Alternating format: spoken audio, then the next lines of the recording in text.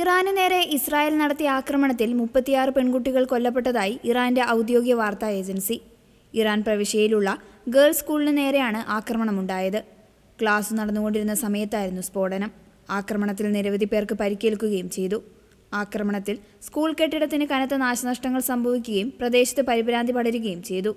കൊല്ലപ്പെട്ട കുട്ടികളെല്ലാം തന്നെ സ്കൂളിലെ വിദ്യാർത്ഥികളാണെന്ന് അധികൃതർ അറിയിച്ചു. വിദ്യാഭ്യാസ സ്ഥാപനങ്ങളെ ലക്ഷ്യം വെച്ചുള്ള ഇസ്രായേലിന്റെ ഈ നടപടി ക്രൂരവും അന്താരാഷ്ട്ര നിയമങ്ങളുടെ ലംഘനവുമാണെന്ന് ഇറാൻ ആരോപിച്ചു. സിവിലിയന്മാരെയും കുട്ടികളെയും ലക്ഷ്യം വയ്ക്കുന്ന ഇത്തരം നീക്കങ്ങൾക്കെതിരെ കനത്ത തിരിച്ചടി നൽകുമെന്നും ഇറാൻ ഭരണകൂടം വ്യക്തമാക്കി.